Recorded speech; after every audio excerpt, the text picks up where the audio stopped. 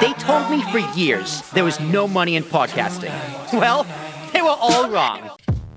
Did OJ do it? Oh, I've been waiting for this question. Did OJ do it? Did OJ do it? Did OJ do it? Did OJ do it? I mean, and I have an opinion on this, and it's not what people are gonna think. Go ahead. I do too. It's also not what people are gonna think, but please, I've been talking a lot this podcast. You first. I think he fucking did it. Of course he fucking did it. But I think he did it. And because the police planted evidence, he fucking got away with it. I didn't know they planted evidence. There was a whole bunch of weird shit going on with the trial. If it don't fit, you must acquit. Yeah, that was. You ever see the FX? No. The People, really good, really good. People versus O.J. Simpson. There was weird things like blood being on. One of the things I remember in particular is that there was blood on two sides of a sock. And if you're bleeding down, you're like, it's not gonna be. It's like somebody soaked the sock in blood. There would only be in the situation that it was, there would only be blood on one side of the sock. I guess it depends how much you're bleeding. But no.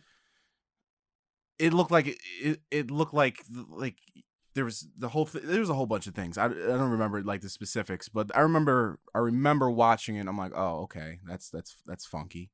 And then there was the cop that turned out to be there was a whole bunch of things that were going on with the trial. And I personally believe, I think he did it. But I think the police, there was funny things going on, evidence planted, because they wanted to get him so bad. And that's why it created reasonable doubt. Well, it's okay. I completely agree. He definitely did do it. Cop shenanigans wouldn't be the first time nor the last, so it definitely wouldn't surprise me. But when you ask the question, did OJ do it? I really think it doesn't matter, because the only thing that matters is what the jury thinks, right? Like in any trial, did you do it? It's what you could prove. Exactly. It's not what you know. It's what you can prove. Thanks, Denzel. But it's also, what does a jury think? Side note: I have a mean Denzel impression. Oh, please do it. No, not right now. Okay, fine. I'll add to the list. Do your Denzel impression. That's the question. That's a question. It's more of a command more than a question. Mm-hmm. But it doesn't matter if OJ did it, because I think the way the judicial system works, at least how it should work. But you do think he did it? Yeah. Oh, he wrote a book called "If I Did It." If in blue, I did it was in red. What kind of sociopath? He did it. He 1000% did it. But again, it doesn't matter because the jury was just like, yeah, we don't care. He's free. You ever hear that Jay-Z line? I'm not on 444. Oh, well, I despise Jay-Z. Really? I have a deep hatred for Jay-Z. I'm gonna need to let me tell you this first, but no, that's a conversation for off air, because there's certain people out there who want to hear the story, and I'm not gonna give them the satisfaction. There's a line by Jay-Z. He goes, "I'm not black, I'm OJ." Oh, okay, interesting. Yeah, interesting.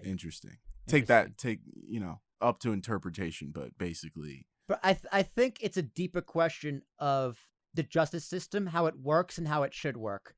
So OJ might not be the best example for the point I'm trying to make, but I'm going to do a different movie.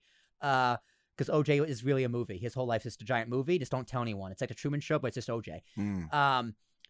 I forget the name of it, but it had Matthew McConaughey as a lawyer and Samuel L. Jackson as his defendant, based on a true story about this father in the South, maybe like deep Georgia, in like the 60s-ish, where these two guys raped his 11-year-old daughter and was arrested for it. Mm-hmm. And then when they were going into the courthouse, Samuel L. Jackson entered the courthouse with a shotgun and killed both of them. So the trial turns to Denzel's trial, where he's now on trial for murder. And the argument is, he didn't know what he was doing when he did it. He was insane, this, that, or the other. And spoiler if you haven't seen the movie, it came out in the 90s. Denzel's the lawyer. No, McConaughey's the lawyer. All right. But I thought you said Samuel Jackson. Matthew McConaughey's the lawyer. Did I say Denzel? Well, you said Samuel Jackson had the shotgun. Is it Denzel or Samuel Jackson? Samuel Jackson. No Denzel. No Denzel. Okay. Denzel's on this movie. Matthew McConaughey. Okay. Matthew McConaughey. I have me thinking about Denzel. Ooh. So McConaughey's the lawyer. Denzel's the Samuel Jackson is the guy who killed the guy who raped his daughter. Now he is on trial for the murder, and the defense is pretty much like McConaughey's closing defense is like, listen, close your eyes, picture this, and he goes to like the details of the trial and of the rape and like coming home, and he goes, now picture she was white. And the idea is, what would you do? So the jury's just like, if I'm on that jury, yeah, I'm killing that guy. Are you fucking kidding me? I don't fuck justice. I'm getting my justice. I'm killing him. I can't believe I haven't seen this movie. So essentially, the jury was just like, listen, you did it. We know you did it. But in a court of law, jury appears saying, we don't care. You are a free man. Because we would have all done the same thing. Any sane person would have done the same thing. And I think in a weird logic back to OJ, I'm not saying what he did was right, but I'm saying if he did it or not doesn't matter because the jury can find him innocent anyway. Oh, yeah. And that's kind of the craziness and low-key the best part of our justice system. Where it's just like, it shouldn't matter if you did it or not. But I like the fact that even if you did it, you can still get away with it in certain aspects. Like, yeah, you raped my daughter. I'm going to murder the fuck out of you. Yeah, and you could get a good lawyer that could potentially get you off, convince the jury. Yeah. Because at the end of the day, the jury is a panel of people with feelings. We are emotional creatures. So, yeah. So, by the way, boom, A Time to Kill. A Time to Kill. There it is. Yeah. There it is. Yep. Honestly, great movie. McConaughey has like this weird love angle with Sandra. Sandra Bullock has no. Is it Sandra? Yeah, Sandra Bullock. Sandra Bullock. Sandra Bullock has no business. Kevin Spacey is in there too. Kevin Spacey is the other lawyer.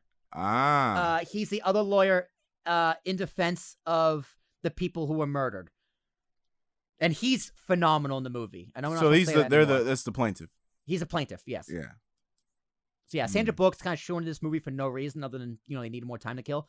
But they always throw a love interest in movies, like. Well, here's the thing: like McConaughey has a wife and kid, and like it's an affair. It's like, well, will they? Won't they?